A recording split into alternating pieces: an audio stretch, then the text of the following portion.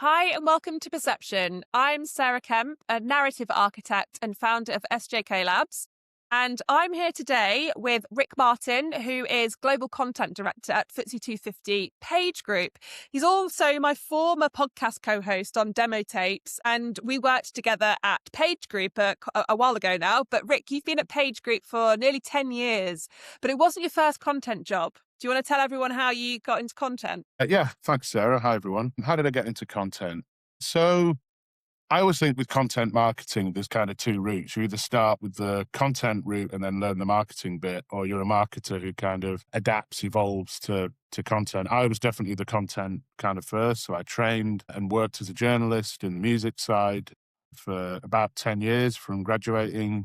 And kind of, because I wasn't doing that full time all the time, I started doing some kind of content agency work as well, and then naturally started moving to more away from the journalism, more towards the kind of content side of things. And yeah, my first proper content job was in what you could probably kindly call a content sweatshop, writing 30 SEO articles a day, editing 30 articles a day. That's not a glitch, that's true, 30 per day. I did that for about 18 months. The company was actually run by this Tory politician, where he got a bit of flack in the media at the time when people found out what this agency actually did, and there were kind of I won't give away the name or anything like that, but yeah, there were kind of quite funny articles of people talking about the time they'd worked there. Worked my way through a few content agencies, then went client side GSK in their toothpaste division. I have no knowledge of teeth, no real interest in teeth, but kind of wanted to see content from the mega kind of corporate side. What I would say is I've never had a feeling other than when I once opened a bottle with my teeth. I've not had so maybe that's what qualified me to work in toothpaste. Did that for a few years. And then, yeah, as you say, nearly 10 years ago now, moved over to PageGroup, which I guess for those who don't know, as you said, FTSE 250 multinational recruitment company. PageGroup is a group of brands, Michael Page, Page Personnel, Page Executives, serving kind of all ends of the recruitment spectrum across 36 markets globally. And I guess in my global role, I lead the content strategy, editorial strategy, social media, and as I guess we're going to come on to, quite a heavy hand in leaning into the AI side of things as well, but don't want to steal your thunder in terms of the theme for the episode. I'm sure you're going to get into that. I will. I will. And just before we get into that AI conversation, I just want you to take me back. So we've talked about your history. We've talked about how you got into the world of content. If you think about what that experience that you've had actually teaches you about the job you're doing now, and particularly how you're thinking about AI in the future, like what's one thing that you would take from there and think about adapting into the future, Rick, and what you're going to do in Yeah, content? it's a really good question, because I think, things move quickly in the world of content, but when you've been in it for a while, it means you've seen it through a few iterations. I said there that people now who are graduating into marketing degrees and maybe getting marketing jobs or even content qualifications probably can't imagine a world where you can't log into an LLM and say, I need to write 30 articles today about boiler insurance and sled dog equipment and holidays to Greece, and you can get it written for you. So I guess when you've had, 10, 15 years of experience, it means you've failed fast. Once someone senior in our business calls it kind of your scars and medals. You've got plenty of kind of medals of things you might have achieved, but also the scars of things that didn't work out, the things that you learned from. So I think that's all it gives you, is a bit of perspective, particularly on, I guess, often the new shiny thing or the new kind of trending thing. It probably gives you a slightly more cynical, critical eye on things. Doesn't lean into change and lean into new things, but I think it definitely gives you that sensibly cynical edge, is what I'd say. And maybe, again, that's something we'll come on to in some of the things we're going to talk about today. Yeah, just as you were talking, I just remembered when I first got into PR, we used to use phone books for journalists. We actually had Mm. like a yellow pages for journalists, which I think back now and think that wasn't even that long ago in the scheme of things. I mean, actually, it was 2 decades ago, but who's counting the Mm. years? Mm. But I think, yeah, it's an interesting point you make around cynicism. I remember as well when social media first became a big part of the corporate world, there was a lot of cynicism that we had to educate the kind of wider company. And once they saw it taken off and how it Mm. actually was incorporated into the work streams, then it became a lot easier. But there's going to be a lot of that. But anyway, that's about you. But what we're going to talk about today is most content strategy conversations are still arguing about old categories. So SEO versus brand, performance versus editorial, top versus bottom of funnel. And I guess we're really looking at it like the actual layer underneath that. So the moment content stops being read just by humans and starts being read by agents who are making the decisions about whether you're even in the consideration set. So Mm. big conversation to be had, right? So Yeah, a lot to cover here. So let's see how far we can get. yeah. I know, right? It could go over 3, 4, 5 episodes probably. But I'm going to start with something recent. So Adobe just completed its acquisition of SEMrush. And I know you used SEMrush a lot when I was at PageGroup. And one of the You things still they're do? selling is agentic search optimization. So this is making sure that AI agents can evaluate, compare, and recommend a brand when no humans in the room. Crazy, right? But from a global content director's seat, when did you first notice that the audience or content just has stopped being just human? I think for anyone working in content, the answer is fairly obvious. You see it in your performance metrics, right? If you look at any, like an SEO would be a good example. All the presentations at the most recent event were all about, there's been everyone across the board has seen a huge drop in their SEO visibility for two main reasons. One, because I guess in reaction to the LLMs, Google now has, because its own kind of AI search results, which don't direct you to leave Google. They want to keep you within Google and digest the information there. But also the migration of people to LLMs for their information, which are not really geared towards, as I'm sure we'll come on to later, traffic driving and conversion, really, on a kind of mass scale. So, I guess like with a lot of people who work in content, it came through looking at our numbers, looking at where we were acquiring traffic from. And I think, yeah, there was definitely a bit of a penny drop moment, certainly for me last year, that this wasn't a moment to completely throw out the strategy. And I wouldn't advise anyone to do that. And there's lots of the strategy that for me still remains and will remain, for years, even decades to come. But there was definitely some shifts I think everyone's had to make in kind of this environment. And as you say, to adapt to content that's more optimized towards LLMs, towards robots, if you want to call it that. But I'd say, to be fair, that's been what people who've worked in SEO have done for a long time as well. In the early days of SEO, it was all geared towards, fooling the algorithm. And then the algorithms basically became far more human. The algorithms were replicating how humans would digest and evaluate content. So really then the rule for SEO became, right for humans, and the robots will kind of take care of themselves. And I think personally, the same still applies even in a world of LLMs. So that's not to say don't do the clever technical things, your markups and things like that, the way you structure content to get visibility within those agents. That to me is just a hygiene factor now. But I think you're still thinking human first, but just with a bit of technical know-how in the background. Yeah. And when did it start? When did you start to see that data come through on the dashboards and think, hang on a minute, what's here? I think, again, I can't and won't give away like specific numbers.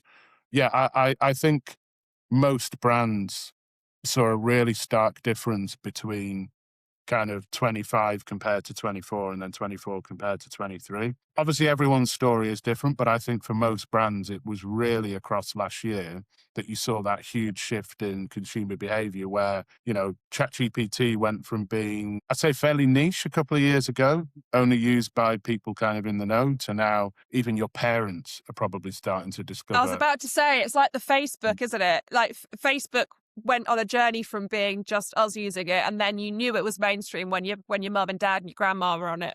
Yeah, and they're the only ones left now on there. Although, to be Same fair, I'm sort. over 40, so I'm actually probably in their demographic, which is why I'm still there. But yeah, I think last year for me was the real kind of smashing the ceiling moment, and where user behavior shifted massively. But I'd also, sometimes the best test for that is how your own behavior shifts, and how on an average day I don't know, I was watching EastEnders the other day. I only really watch EastEnders when Grant Mitchell is in it, just for the pure nostalgia of it, right? Do you know what's funny? I never watch EastEnders. It happened to be on the other day, and I was like, Grant Mitchell? Where did he And come from? I thought he died or something. well, no, he's come back because his mate Nigel was sadly dying, right? And Nigel was a Oh. character from the 90s. And, I was sat there going, I watched EastEnders in the 90s. I don't know if Grant Mitchell and Nigel were that good mates in the 90s. I think EastEnders have made this up. So what did I do? I opened ChatGPT and asked it and said, I didn't go to Google. If you Googled it, it would probably just give you the Wikipedia of the character of Nigel. Whereas ChatGPT can give you, a whole breakdown of like the relationship between Grant Mitchell and Nigel. So I guess if I'm doing that, that's often the best test. That's what a lot of people are going to be doing now. I think they'll have different uses. Probably gone on a bit of a tangent here. People will still have a use for Google where they won't use ChatGPT as much, but definitely there was a huge, I saw, and I know lots of other people saw, just the shift towards the LLMs last year was pretty huge. But what I would say is, I don't think you necessarily see the shift to LLMs through your Google Analytics data, for example, because again, and I'm sure we'll come on to more of this later, it's not really a traffic and conversion driver, certainly as far as I can see it, certainly in the verticals that I'm looking at. But yeah, last year I think was the tipping point, if you want to call it that. Just to add a little bit of data into the mix. So there's a Forrester B2B buying report, which stated, this was even in 2024, right? So 80% of B2B tech buyers are now using AI alongside search to evaluate vendors. That's it. That was a huge number back then. I'd like to see what the updated figure is. And the another one was Profound, did a study again in 2024, which was 48% of LLM brand mentions site earned or editorial sources. So it brings me on to my next question, which is around trust a comms professional to have all the numbers to hand, right? It's ready to cite stats. it back to a source.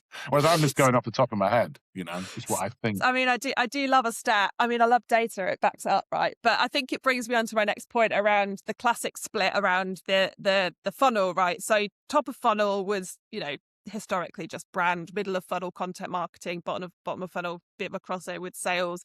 And I think AI agents are flattening or have flattened or are in the process of it. So if your top of funnel story isn't legible to a machine, and we'll definitely get into that in a bit, your bottom I can always say bottom of funnel content has nothing to sort of inherit. Like, do you buy, I know you come at it with a bit of cynicism, but like, do you buy that, or is that, do you think the standard funnel just is still very much the standard funnel for you? I think so, yeah, but just the rules of the game have changed, and I think, as you were saying, the lines blur between all of them. I mean, certainly a consumer doesn't understand the difference between where they're interacting with a brand at kind of a stage of the funnel. So no, I think exactly as you put it there, the lines are really starting to blur. And I'd also say, from a content strategy point of view, even from my side, I think the lines, particularly between sales and marketing, for me, are really starting to blur now. I think with not just AI agents, but probably AI adjacent platforms, it's easier than ever to give your sales teams bespoke content that they can create themselves within certain guardrails. So what used to just be the domain of marketers when, you and I were working together at Page nearly 10 years ago, the idea that you would give salespeople kind of access to create their own content, that was the thing we were trying to stamp out and just use what we give you, because now everyone's a lot more kind of cognizant of how to use certain tools or to be content creators, to have TikTok accounts, to be on social media platforms. That for me is where the biggest line is actually blurring. And therefore that's where, in an age of ever greater, more sophisticated technology, I think you can also be going completely back to basics of how are you just arming your sales teams with really good collateral to have one-to-one conversations with clients. A one-to-one conversation, certainly in the industry I work in, could land a multi-million-pound contract at the end of the day, right? Yeah. And that's a one-to-one human-led conversation where they need sales collateral. That for me that's actually where I'm much more interested at the moment than necessarily optimizing for LLMs. But again, I'm sure we can come on to that. I've just had a thought, and I wonder if this probably does happen. So I wonder if a salesperson at any company would probably go onto a ChatGPT and use that as a tool to ask about the company they work for the conversation. That's another reason it's really important to be surfaced on LLMs, because I bet you any money that's happening. You make a very good point there. And I think that's where you need to have the guardrails in place. And for me, the guardrails are agents, right? So, I think to stop your sales teams going into, an LLM to do their own research on the content that your own company is putting out, build them some agents that then they can use to fuel conversations with customers, how to structure conversations with customers about, whether it's in our world again, salaries, talent trends, things like that. I always think, I speak for myself on this particularly, everyone is inherently lazy. If you provide someone with a couple of agents and say, you don't need to even write the prompts, we'll provide you with the prompts, we'll give you everything you need. Again, I think it's just how you wrangle this technology at times. To stop people kind of running off and doing their own thing, which then isn't really in line with what you want them to do. Yeah, it's like herding cats. It's never going to be perfect. We digress because we're not here to talk about the workforce and how to get people to do what you want them to do. We're going to go to talk about sort of building the function that I think nobody owns now. I think the lines are being blurred between all of the different capabilities that people have in a marketing team. I think no single person or department knows how to own or talk around it in terms of the wider picture in a way that they understand. SEO understands schema, but it's execution-led. Editorial understands narrative, but it doesn't touch the structured data. Historically, product owns the catalog, but optimizes for internal systems. This is what I'm building my business around, right? When you were just talking then, I'm doing everything from I've done all of the digital, I've done all of the content, I'm doing the editorial, I'm doing the PR, I'm doing the sales. Ooh, scary for me. But from inside of FTSE 250, who do you actually think, because, it's not a one-man band in a FTSE 250. There is a team.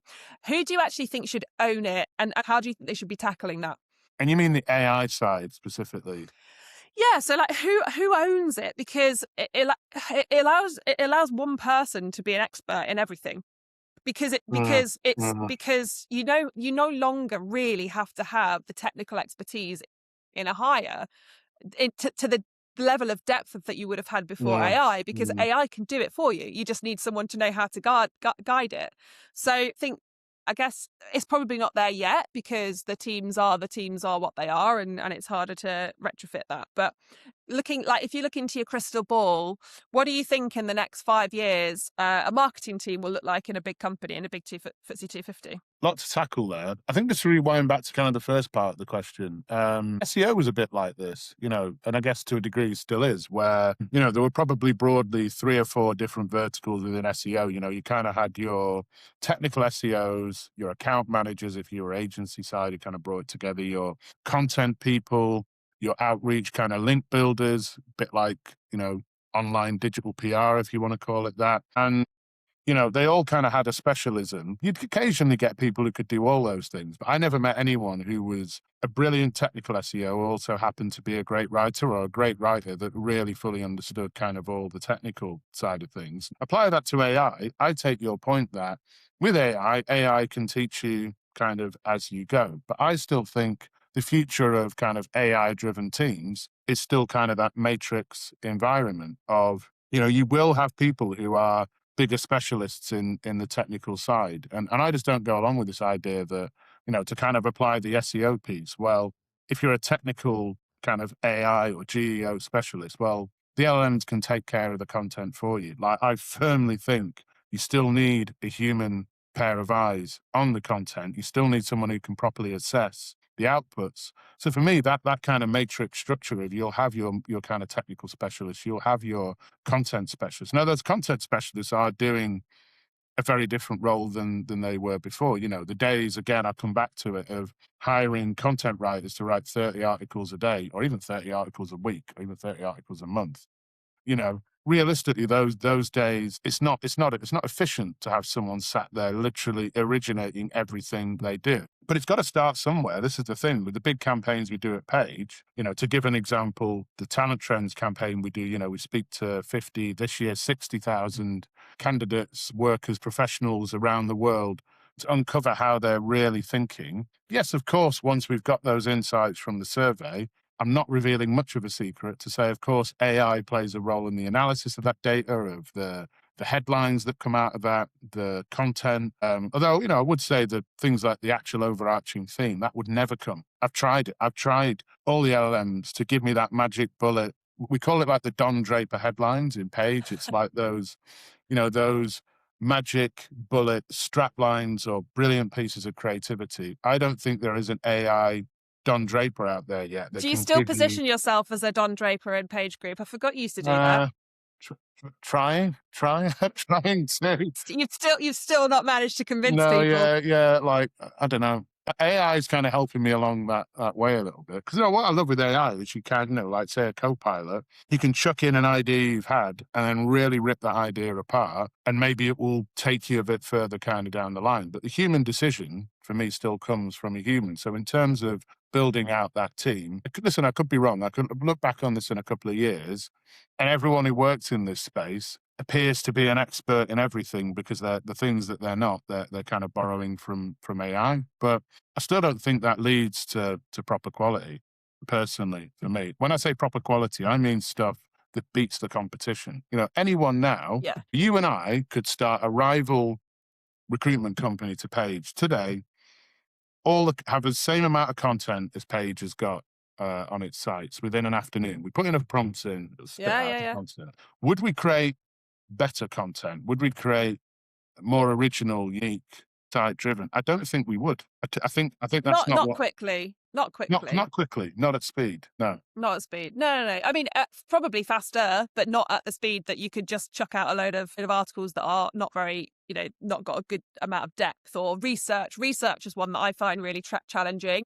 My business, I'm building it on the principle that legibility, which is a structured, retrievable narrative, I think that's the new authority signal. Like I think it's so much. I am building a business and backing the idea that it is. I'm that confident.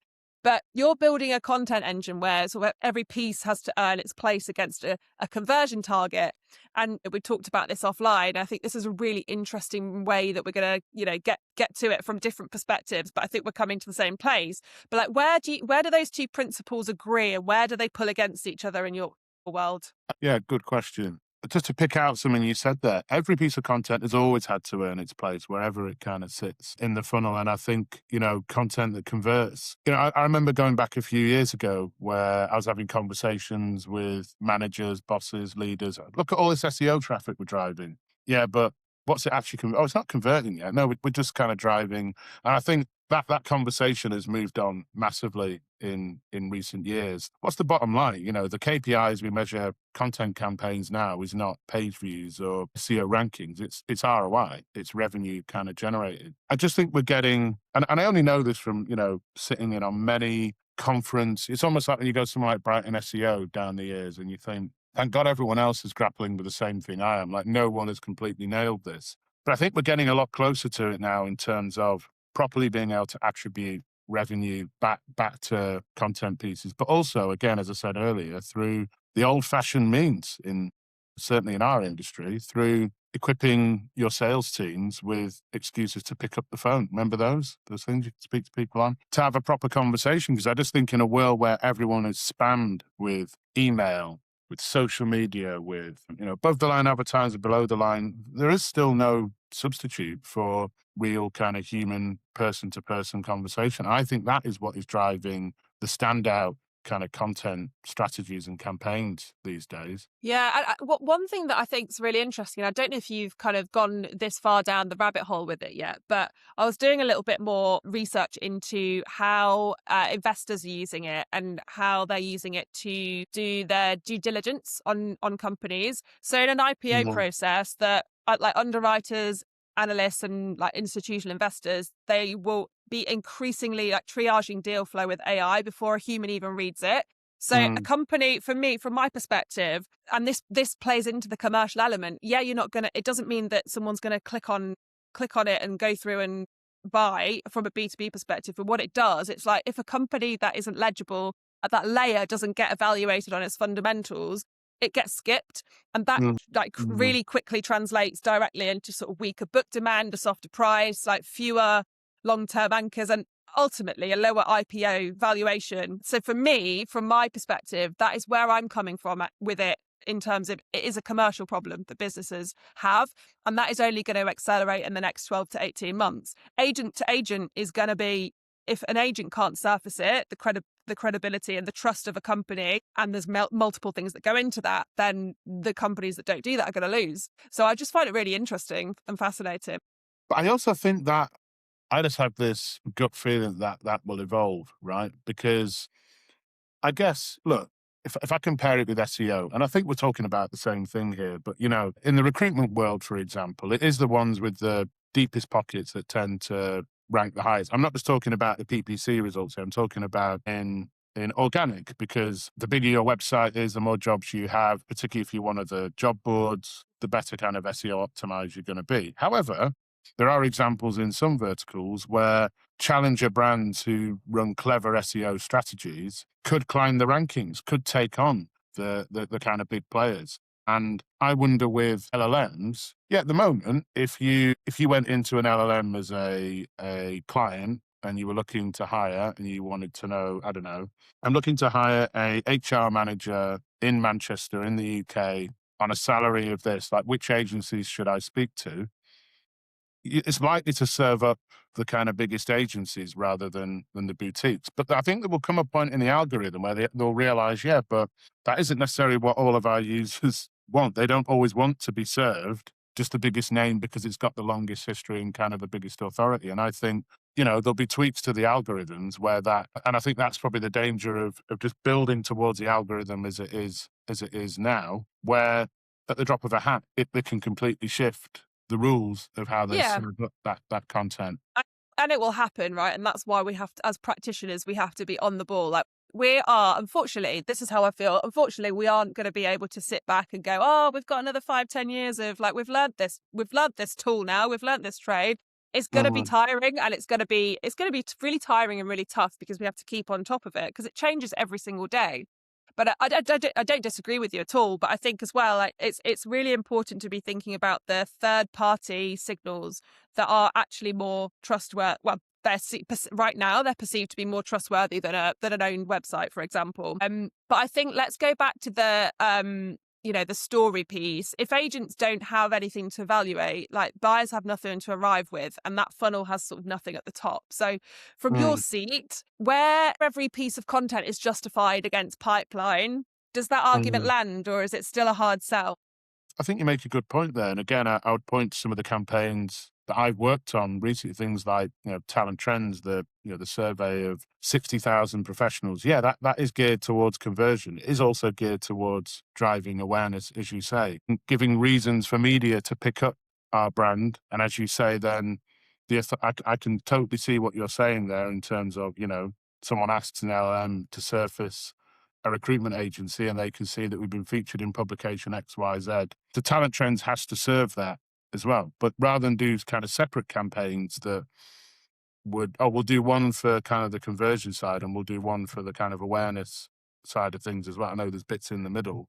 Why not wrap it all up into kind of one? And I think original kind of competition beating content can kind of do that. Human-led content with a human idea.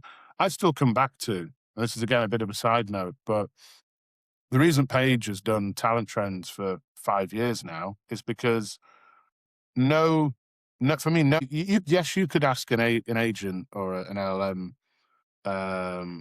what are the top trends in talent today? And it'll give you a very generic list. For me, there's no substitute for 60,000 people have all spent 20 minutes, half an hour. So what's that? Call it 30,000 hours of their time telling us things that maybe they wouldn't volunteer without being asked, right? Real, proper human insight. And the difference between that and just what an LLM can scrape from, looking on Google at what, I don't know, Forbes are talking about or whatever. I do think there's kind of. But I think that becomes part. That's part of the program, right? So the way I see it is that becomes your signal, your data credibility, which then informs the program of how you actually build the story and the narrative and put it across the whole ecosystem that speaks the same language and talks in the same way, so that an LLM can actually pick it up and surface it. And then you've got, so that the whole ecosystem is you've got your own website content pages, you've got your Mm, PR, yeah. you've got your podcast appearances, you've got your Substack, you've got your LinkedIn. That is what I mean when I say a whole full ecosystem. And to have that as one succinct message, but which is backed by credible data, absolutely. I think it all starts with there. Mm, mm, That's the way to that. mm. But I even think, you talk there about, your kind of third parties picking up your content, which then is a signal for LLM that this is an authority. Exactly how link building used to work. I just think it's getting harder than ever to be picked up. You have to find what is your, and again, I'm not saying the only route to this is to speak to 60,000 people globally. Not everyone's going to be able to afford to do that in terms of the actual cost or the time investment or whatever. But you have to find some mechanic to create something that you couldn't just dash off with an LLM. I think that's the name of the game Which is now.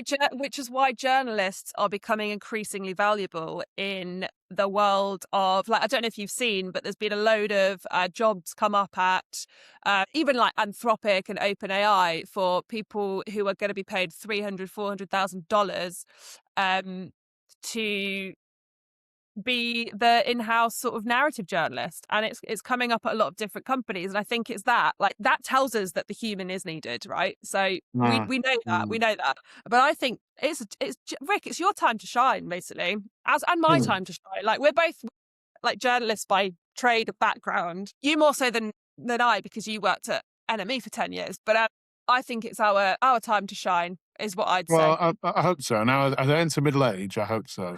Right. That would be good. But I also just want to talk about a bit more about the conversion content, right? So it is a big, important topic.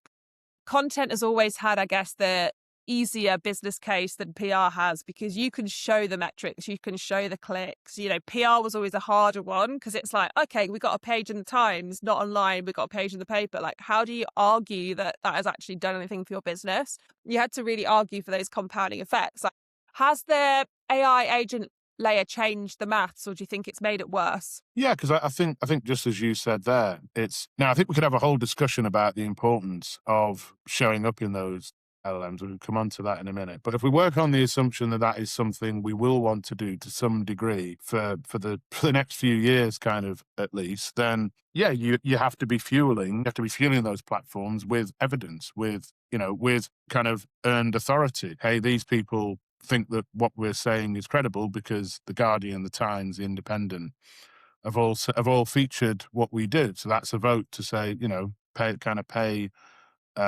attention to us. But again, I still think the old principles still apply. To get into those publications, you need a unique, interesting angle. Having been the journalist on the other side, the amount of, like, it runs into the hundreds, if not thousands a day of press releases, they just go straight in the bin. You read for 3 seconds and you chuck it straight in because there's obviously, this is going back 10 years when I was at NME, in fact, longer than 10 years, more like 15. But, it was you had a magazine to fill a week and you had a website, but there were kind of limited spots that you could fill within that. You only had limited resource to write the stories up. They presumably use LLMs for it now, so they could probably produce a lot more than we did in those days. That's, unless it really jumped off the page, just got it, just kind of got ignored if you even opened it. If you even, if you didn't know who the PR was, you probably wouldn't even open the email to read the press release. But you've got Wonder how that- so one thing I used to hate, because of, well, that reason, I used to hate press releases, because one because of that, and also the wires. I used to be like, there's no point in putting a press release out on the wire because it doesn't build trust. It's just you publishing a Mm, story. Now that the wires are a good thing, because they're actually disseminating it to the right authority topics that LLMs are going to trust. That has been a really powerful shift as well, mm, in terms of that. And this is why I say, like, PR was always, for me, when I was at somewhere like a PageGroup, I always felt like I was the naughty child at the boardroom table. Like, no one knew not what to do with PR, but they sort of knew that should be there, but didn't really know what to do with it. But now I feel like the argument has kind of flipped the balance, which feels good, even though I'm not still there, sadly, in those roles. But it's something I want to talk about right now, because that is what is surfacing. it's easier to prove impact now, isn't it? And the impact is not just on PR; it's on associated, like you say, visibility and LLMs, etc. That's always been the challenge, I think, with PR but what's the specific ROI? And it's Yeah. really hard to measure.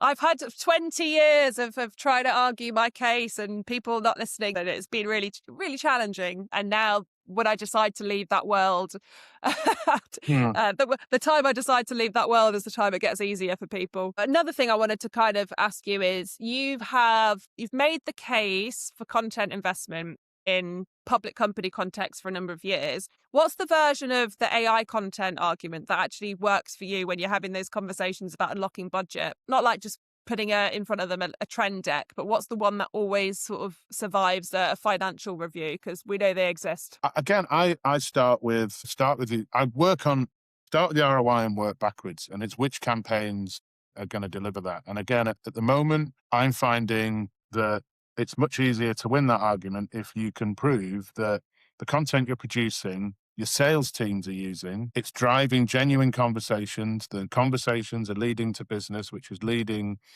to revenue. I actually think almost kind of counter what you're saying a little bit. Certainly, from where I'm sitting, if I was to pitch, whether at Page or in another role somewhere else, I want to build a big GEO content team. I think that's kind of a harder argument to win, because from what we're seeing, the LLMs are great for some things and they're really not great for others. They might be great for visibility, getting your brand out there. I've yet to see how that, like, you just said that SEMrush has been bought by Adobe. I'm really interested to see of what that product is going to look like in terms of, the thing with SEMrush for SEO is it's a pretty simple idea that's quite technically hard to execute.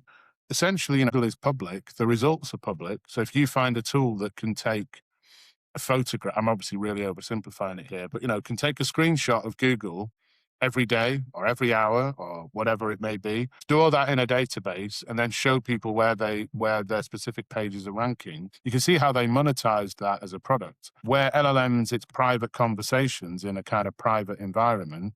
I'll be really interested to see how they build a product that shows you how you're ranking in a kind of similar way to SEO. So actually, I think in a world where some of that stuff is a lot more unproven I think it will become proven, by the way, but where it's unproven, I'm finding, and in conversations with people outside of where I work and conferences, etc., like particularly the way the market is at the moment, where a lot of economies are at, and the knock on that has on companies of all sizes is, look, the more you can tie it back to ROI and revenue, genuine sales conversations that lead to genuine opportunities. And then, in our world, it's jobs on, and then that becoming revenue because people hire, people use us to hire for them, and then a fee comes with that.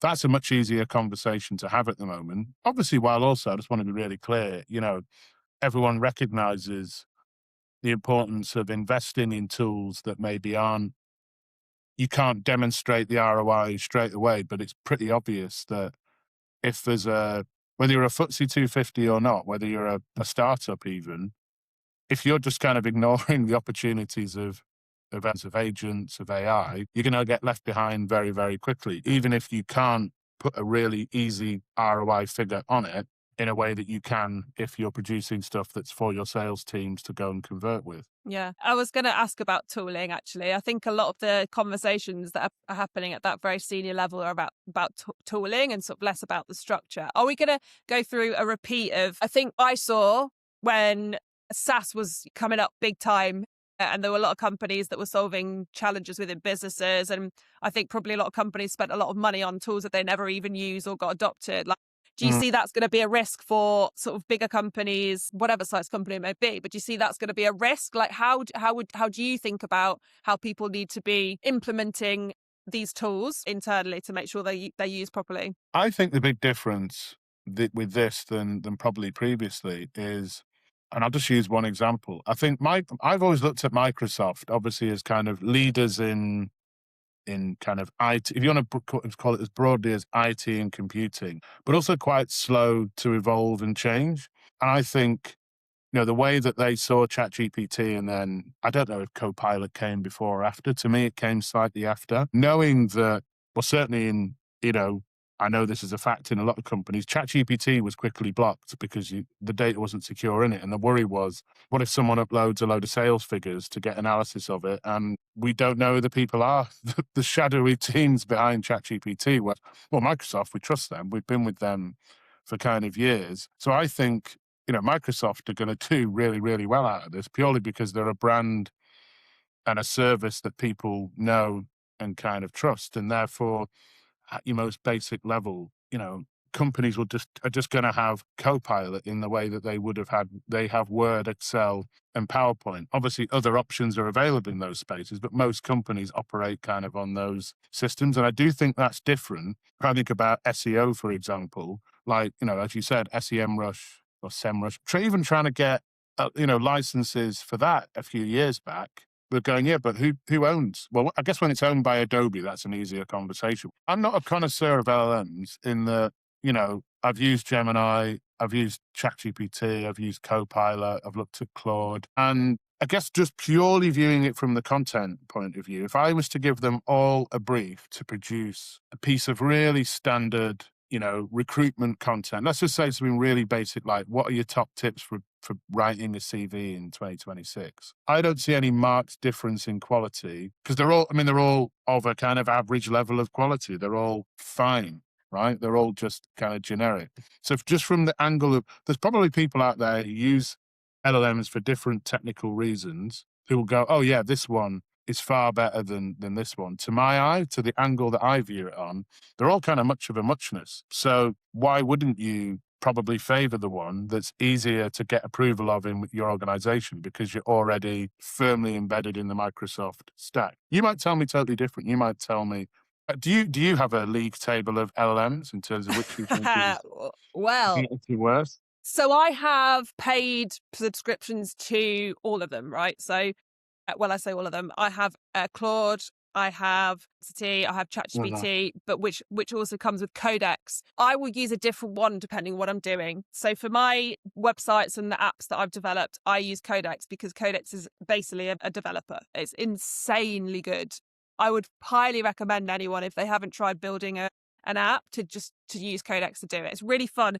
The one thing that is problematic about AI in general to me, though, is I read somewhere last week that someone said using AI is like a computer game where you never get to the final level. And I am kind of feeling that a bit at the moment. Like, it just sends, like, the kind of brain that I have, it sends me on spirals, and I could hyper focus on something for literally hours and then realize I haven't eaten dinner or drank water for like 4 hours, which is a bit of a problem, which I'm working through myself. But yeah, I mean, I think I know from using it, I use it day in, day out. I hit my usage limits a lot because I use it if I'm building my business and case study around it, right? But if I hit my usage on one, I transfer to another, but I have different things I use different things for, is what I'd say. Fair. And probably within the world I work with in content, there aren't that many, it's still kind of, I mean, it's not just editorial that I look after, it's video, it's audio, it's everything else. But the things I do, I don't see a difference. Obviously, if I was developing tools and things like that, of course. Yeah, I think from what you're doing, it's probably like negligible because there's a human, like a huge human editing focus as well that you have on it. But if you go into looking at, like, go away after this conversation and go and just try Codex and build it up, I think you'll love it, and I think you'll be very very surprised with how quickly it can do it for you, and it's very cool. But just conscious of time. I love that phrase. I want to love you. I know you love that phrase as well. I was going to ask you if, because of, we used to work together in the same team, and we've gone and, well, I'll say you're still there, but you've gone into a global role. It's very different to when I was there. But I've gone off and worked at 2 different places and now set up my own business and working in something quite very, very different to what I was doing at PageGroup. Like, I was going to say, if we swap places tomorrow, what's the first thing you'd change about how I'm working? We do work in very different ways, though, I think.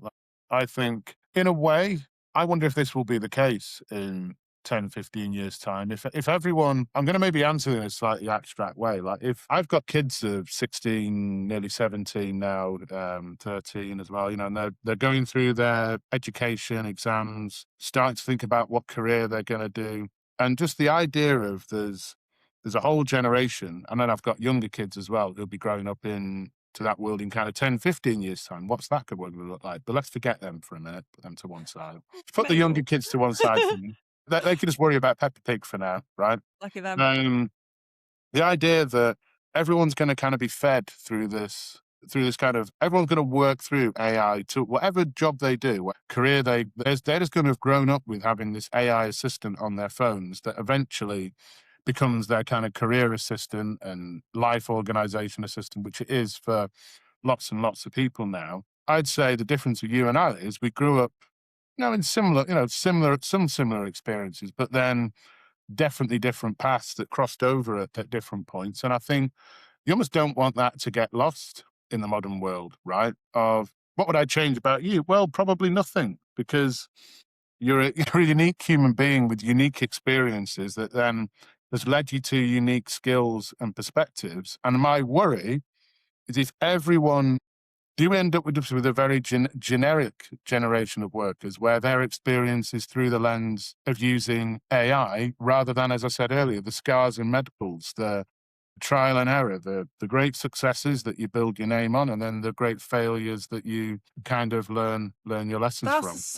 That's such a good way of looking at it, and I had never thought about it in that way. Of course, like the amount of opportunity we had growing up in our careers to do something completely different to anybody else was. I don't think many people have got this like completely the same career trajectory, unless you're like a lawyer or Mm. I would say in our world anyway, not like not those kind of worlds. But yeah, that's going to happen less and less. One thing I'm really passionate about is how to I guess help the younger generations actually get into the workplace, because AI has stripped out a lot of the work from a PR perspective. Like a lot of the stuff that I did when I the 5-6 years that it took me to sort of grow through the ranks, like that work can be done and is being done by AI now. So I think we have a responsibility to teach and train some of our experience to the younger generation that's coming up and they're native users of these tools. It's going to be interesting to see how that goes. But I do feel I do feel sorry for the younger generation. But can I say again, and I know I've probably used this phrase, overused it during this conversation, just about the kind of old pre AI things being the most important. And I do think it is that in terms of what makes a candidate stand out now. You in your situation, man, may not be hiring. Well, you will be when you grow your business to be a huge billion dollar multinational, right? But for the time being, you're a bit of a one woman band. Whereas I work in a corporate machine where I do hire, and what you're looking for still are those qualities that AI can't replicate. How does someone come across? How persuasive are they? How adaptable are they? How quickly can they pick up new skills? And I think for the generation coming through now, that's the thing almost like knowing in a world where everyone has the cheat code to anything technical, and you can. I'm sure when my kids enter the workforce, they'll be. You talk about triple threat, someone who's a content and a comms and a social media. You're not looking at like triple threat. You're looking at quadruple, quintuple, It's that, hundredth yeah. threat, right? Yeah, On yeah, a yeah. technical level, but it's then how is that then applied in the real world? How do you critically assess? And I can't answer that, right? Back in the days when I was learning how to write, there was a tool that could have checked all my spellings. I used to get bought pints at uni because I would proofread people's dissertations. Like, we're not just talking a bit of homework here. We're talking like, I still do it now. I still proofread books for people. I love it. I'm an editor kind of at heart, right? But I wouldn't be able to earn pints now reading people's dissertations because they'd just chuck it into. Well, that's good because you don't drink anymore, so that's Well, it. that That's probably not a bad thing. You could do something. What would you swap it for now? A game of padel? maybe yeah, a game of paddle Padel. per kind of. But yeah, the point I think the point remains. What if that tool was there for me then? I wouldn't have the scars and medals that I kind of have now in my career, if you know what I mean. Because I know I would not have shunned it. And Yeah. I don't think people coming into the workforce now are gonna shun it, and nor would it even be a good idea to shun it. But therefore, if you know that everyone is coming in with this basic level of ability, what's your USP? What's your standout? And I do think it's the human qualities that you Soft can only skills. gain probably through experience and But this is trial this and is error. As you were saying, like, it's hard because they are on social media most of the time. They don't have the opportunity to be around people like we did. But yeah, anyway, we're not here to solve that challenge. We could go on No, about that. no, I've got we one last question for you and digress. Yeah, and a let's go. couple of minutes, right? So this podcast is called Perception, and it's all about thinking about how markets decide. From a content and conversion side, in this AI agent era, how do markets actually decide now? Good question. As in, how do how do customers decide which Yeah, brand? which business to buy from? I think it's multi-channel. But you know what? I'm going to kind of crowbar this into a point I haven't really had chance to make yet. But I was going to ask you if you had any more it points to will make. it will kind of answer it in a roundabout way. And I think the danger. All right, I think how I'll answer it like this. I think the danger of that question is to imply all your eggs in the LLM agent basket, because people are mainly going to make their decisions based on what an LLM tells them, in a way that maybe 5-10 years ago it was based on who was in the top 3 of Google. And I actually think it's so much more of a complicated, for most buying decisions, particularly if you think about kind of B2B and that angle of things, where this isn't, do I buy Coke or Pepsi in the shop? This is, do I spend 30 grand on this, or 40 grand, or 100 grand, or 1 million on something? It's not just going to be one signal that decides. You may have to build a presence in the LLMs, but don't forget your customer is going to be looking in all sorts of channels, review sites, social media, traditional PR, the newspapers that they read, the trade press that they read. And I think, I think the big thing at the moment for me, with content teams, with digital teams even, is just not over-indexing on LLMs and not over-indexing on GEO. Because I don't think the evidence is there yet from a conversion point of view, because they're not designed to convert and drive people to a conversion. Yes, it'd be part, as I've just said, about of kind of a decision journey, but also I don't think the the SEO style kind of optimization technology, as in measuring your visibility within those agents, is there. And I think there's a real danger for teams at the moment of putting so many eggs in the GEO basket, and then at the end of the year going to see their CMO, and the CMO going, okay, so you've done all this work on GEO, great. Oh, look, we've used this schema here, and we've restructured the content, and we think we're appearing. We think we can prove that we're appearing in LLMs. Yeah, but okay, but what revenue is that actually driven? Oh, well, it's really hard to attribute because we don't know what individuals, and that's really me not saying don't do it. I'm saying have it as a hygiene factor. If there's a way you're producing content for your website now, and there's a smart person in your team who knows how to optimize it for an LLM, of course do it. It's just how much time and effort do you put into, how do you keep the time and effort in balance, as opposed to, for me, the things that provably will work, which is sales enablement, which is things like SEO, still things like social media. To be fair, it's a much more established platform, much easier to kind of measure.